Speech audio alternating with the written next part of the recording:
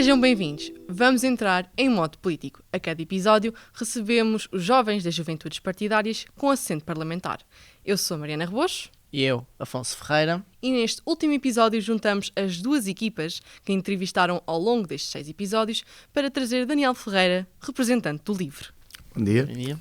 Começo já por perguntar, como dado que és representante do LIVRE e não, como normalmente nós temos apresentado os candidatos como representante da juventude, queremos saber porquê é que o LIVRE não tem uma juventude? Bom, isso é uma questão interessante.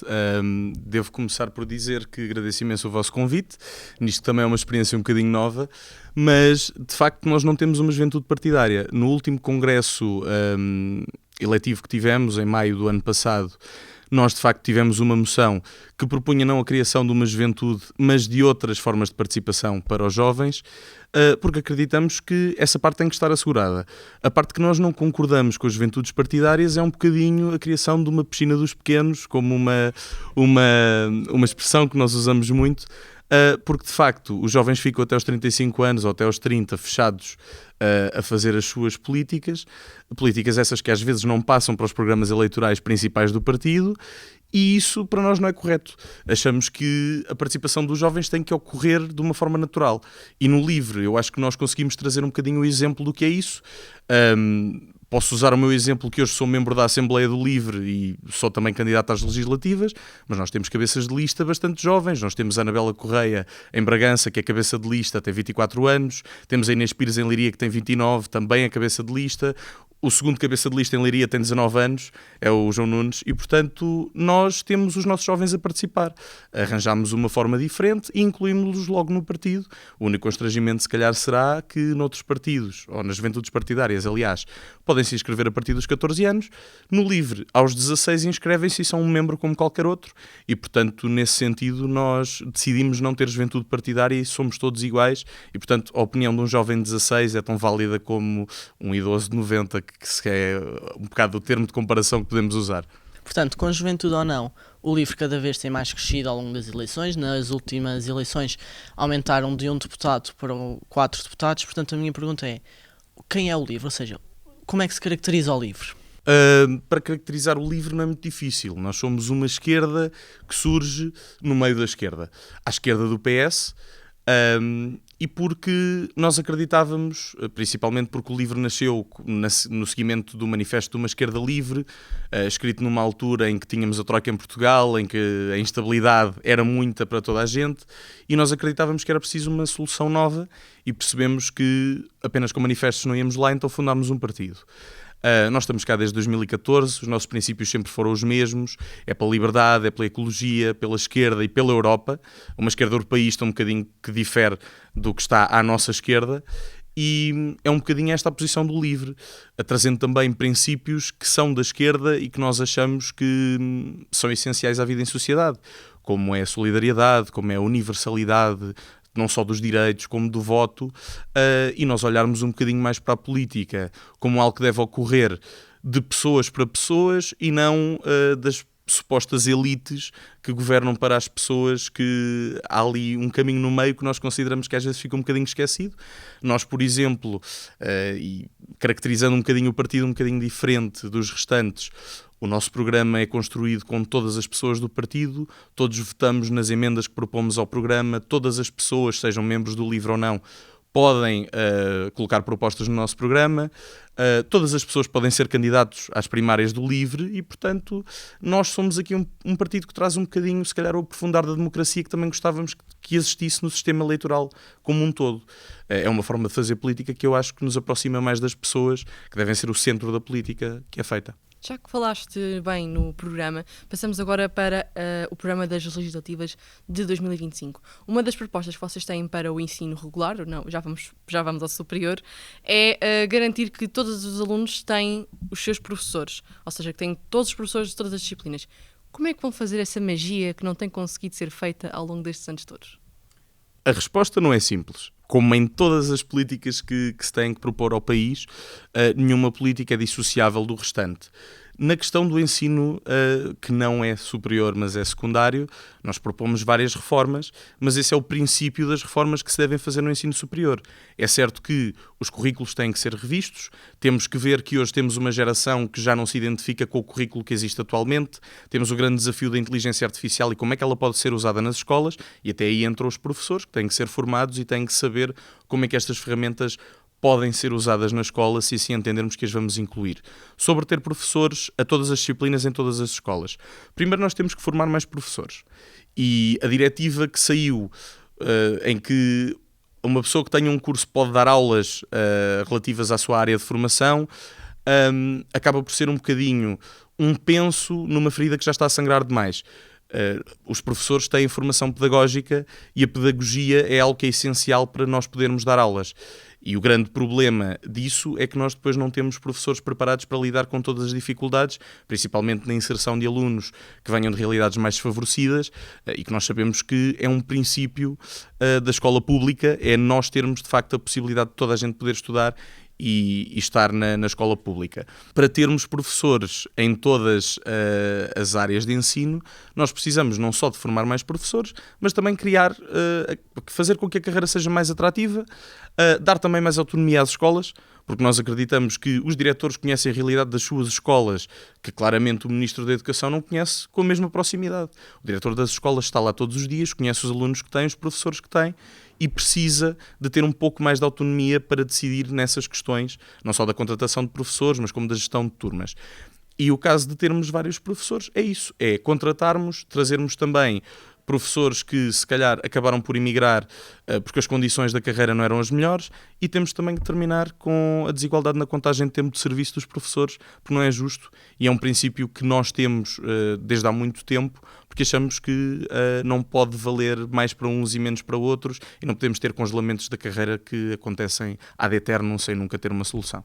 Muito bem, continuando na parte do ensino regular público, vocês no vosso programa apresentam uma revisão da disciplina de História, ou seja, a forma como ela é feita afirmam que deve ser feita mais crítica, nomeadamente na parte dos descobrimentos, onde ressaltam a importância de referir a violência que existiu com os povos nativos daquela época e que muitas vezes não é referida.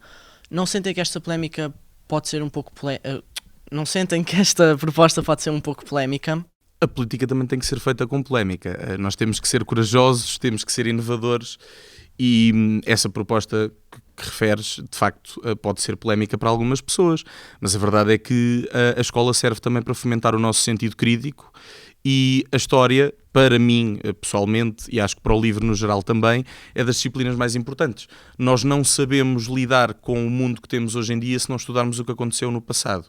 E nós encontramos uma história que constantemente se repete. Esta vaga de autocracias e quedas democráticas por todo o mundo não é uma coisa nova. Aconteceu várias vezes, e só estudando história e sabendo como é que essas vagas acabaram, é que nós também conseguimos reinventar isso para as soluções de hoje em dia. Falar sobre os... Mas de que forma é que alterarem a forma, neste caso da parte das colónias, alterarem a forma como é lecionada a disciplina, o que é que isso vai mudar concretamente? Ou seja, que outra visão é que vai dar às pessoas? Vai dar uma visão que atualmente não existe, porque, e falando da minha experiência muito particular, o ensino daquilo que foram os descobrimentos é algo muito floreado para aquilo que foi, de facto, a verdade. Nós não falamos da escravidão com a profundidade que devíamos falar. Não fomentamos a crítica àquilo que foi um processo de colonização um pouco por todo o mundo, quando nós já tínhamos pessoas que viviam lá. Isto de nós levarmos novos mundos ao mundo tem que ser um bocadinho criticado precisamente pela forma como foi feita, pela imposição da força e pela imposição do que supostamente é correto e é a civilização correta. E nós achamos que isso também traz algumas nuances que podem ser discriminatórias para as pessoas. Se nós dizemos que pessoas que tinham uma cor diferente da nossa eram escravizadas e que isso era legítimo porque estávamos a levar uma nova civilização, se isto não é aprofundado e não nos traz um bocadinho o pensamento para aquilo que é a atualidade e para aquilo que está a acontecer, não só com os imigrantes, mas também com pessoas que vêm, por exemplo, de países nossos irmãos e que já foram nossas colónias, nós também acreditamos que será sempre mais difícil não fazermos a inserção dessas pessoas na nossa comunidade. E a verdade é que nós vivemos em sociedade, ninguém é um indivíduo na situação da palavra em que todos vivemos na nossa bolha e não partilhamos autocarros com pessoas ou não temos vizinhos. E, portanto, nesse sentido, nós temos de ter mais sentido crítico naquilo que ensinamos. E essa proposta é nesse sentido. Já que falas em medidas polémicas, estamos aqui a falar de medidas polémicas, outra medida que vocês têm ainda para o ensino regular é terminarem com os exames nacionais e arranjarem uma alternativa. Que alternativa é essa? Pois tem que ser estudado por quem percebe de educação. É uma proposta, nenhuma proposta se faz sem estudo. E eu vou puxar aqui um bocadinho, por exemplo, aquilo que foi a semana de 4 dias. Nós não propusemos que a partir da manhã toda a gente trabalha 4 dias por semana. Não, nós fizemos um estudo, as empresas tiveram a possibilidade de integrar o programa, algumas mantiveram a semana de 4 dias depois de acabar o programa. Portanto, isto é uma forma de fazer política que é, nós não sabemos se as coisas funcionam sem antes experimentarmos. E, portanto, essa mudança tem que ser feita gradualmente também. O fim dos exames também tem a ver um bocadinho com aquilo que depois é o acesso ao ensino superior e principalmente por nós sabermos que há estudantes que são discriminados pelas médias que têm, quando as médias não só mais acabam por refletir aquilo que foram os teus resultados numa escala que é uniforme. E nós defendemos que a escola tem que ser adaptada aluno a aluno. Temos que ter um modelo de educação que considera o aluno que chega à escola com fome e, portanto, não aprende tão bem como aquele que chegou e simplesmente teve que se sentar e abrir o livro e ler, como as pessoas que não têm os livros. E, para isso, a distribuição de livros gratuitos e a reutilização dos livros foi essencial para acabarmos com uma das desigualdades que havia no ensino. E, portanto, é um estudo que queremos fazer como é que se aplica, queremos saber se aplica e tem bons resultados, porque nós acreditamos que a educação também tem que ser revista nos modelos de avaliação, porque esta uniformização daquilo que é a avaliação acaba por colocar barreiras a pessoas que são desfavorecidas ou pessoas que simplesmente passaram por um mau momento naqueles anos em que o nosso mundo muda por inteiro, estamos na puberdade, somos um ser que está a explodir a todas as horas e se calhar não teve a disponibilidade suficiente para conseguir ter mais uma 10ª e por isso já não vai entrar no curso que gostava. Continuando então na educação, mas viajando um pouco para o ensino superior, uma das vossas propostas é que o ensino superior público seja igualitário ao politécnico, tendo como uma das medidas ser terminar com a propina em ambas as instituições. As universidades privadas também têm esta atenção do livro? As universidades privadas não fazem parte do problema, fazem parte da solução. As universidades privadas têm o seu direito a existir. O problema é que o ensino superior público foi um pouco uma conquista de abril que seja universal e que toda a gente consiga aceder. E nós achamos que a propina acaba por ser altamente discriminatória quando falamos de alunos que se calhar têm que vir de outra parte do país a estudar para Lisboa, para o Porto, ou até alguns que vão de Lisboa para Bragança, porque se calhar lá têm o seu curso e têm mais facilidade de entrada, mas tudo isto acarreta custos. Não são só os custos de deslocação que fazem semanalmente para poder estar com a sua família, mas os custos de quartos. Portanto, nós achamos que a propina é um gasto que não deveria existir. Achamos que a propina já deveria ser zero para a licenciatura. Nós temos que preparar uma geração diferente e Portugal só crescerá economicamente e só se irá manter num plano sem ser discriminado com aquilo que está a acontecer lá fora, se nós tivermos jovens formados, bem formados, com qualidade. O ensino privado, no caso o ensino superior privado, dá o ensino adaptado, com outros currículos, se calhar com outros mecanismos que o ensino superior público ainda não conseguiu fornecer e, portanto, nós não somos contra o ensino privado. Nós achamos que o privado é uma complementariedade. Nós não podemos achar que o privado tem que ser a base da sociedade, porque nem toda a gente consegue aceder ao privado. É muito fácil, nós defendemos que deve haver uma escola pública para todas as pessoas e que toda a gente consiga aceder. Nisto estendemos às universidades.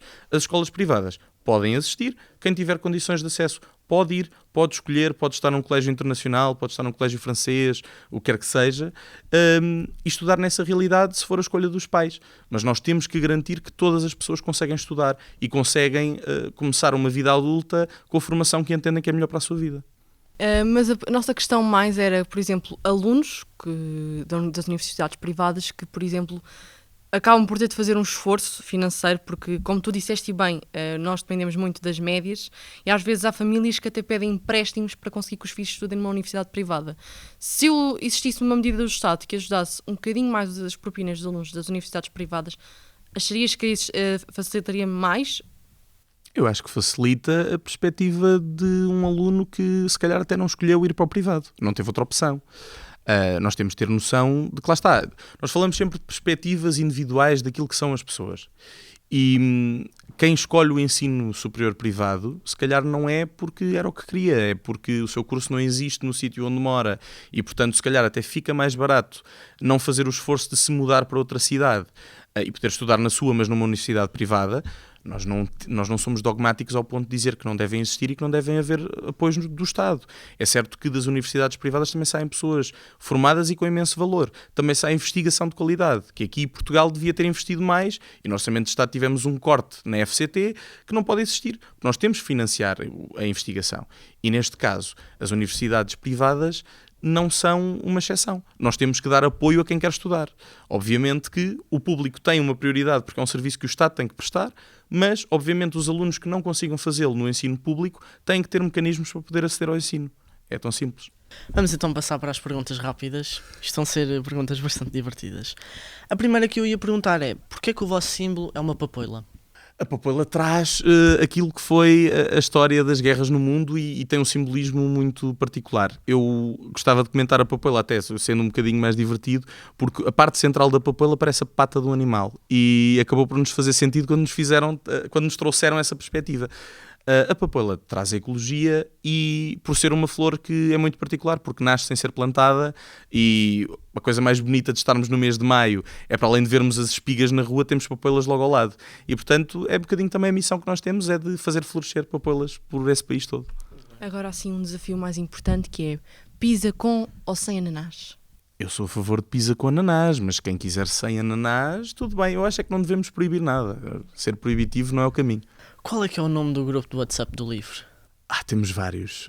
Se calhar... Qual é aquele mais divertido? Aquele mais criativo. Tenho um em que muitas pessoas não estão, mas pronto, vão-me perdoar esta inconfidência. O Cheio de Livre, em que obviamente fazemos um bocadinho de gossip sobre aquilo que se passa nos outros partidos e sobre as notícias que nos chega. O livro é um Gossip Girl. Sim, sem dúvida, mas isso nós assumimos. Que música é que Rui Tavares ouve antes de um debate? Olha, não faço ideia, não faço ideia, mas olhando para o Rui, eu diria que, ao contrário do que as pessoas pensam, ele não vai estar a ouvir música clássica, provavelmente está a ouvir uma música da Rosalía, e portanto eu acho que é muito sobre isso. Ok. Acho que de facto está a entrar assim com poder, ali a Rosalía. Claro, exatamente. Com quem almoçarias? Yara Sobral, do Bloco de Esquerda, ou Rita Matias, do Chega? Essa pergunta é fácil, obviamente almoçava com a Yara sem pensar duas vezes. Não tenho nada contra almoçar com a Rita Matias, mas acho que seria um almoço bastante secante porque íamos estar os dois calados e eu não faço muita questão. Eu sou uma pessoa que gosta de falar. É aquele desafio, quem falar sobre política paga a conta. Então isso ia ser eu, porque eu falo de política a toda a hora, é um problema. Muito bem, olha, obrigado por ter estado aqui connosco. Nada, obrigado eu. O Modo Político chega assim ao fim. Ao longo de 6 episódios, recebemos os representantes das juventudes partidárias com assento parlamentar, à exceção do Chega e da Iniciativa Liberal, que não puderam comparecer por motivos de agenda. Em cada conversa conseguimos compreender as propostas de cada partido para os jovens e para que tu em casa consigas tomar a decisão mais acertada. Por isso, já sabes, dia 18 dirige-te às urnas e vota. É um direito. Obrigado.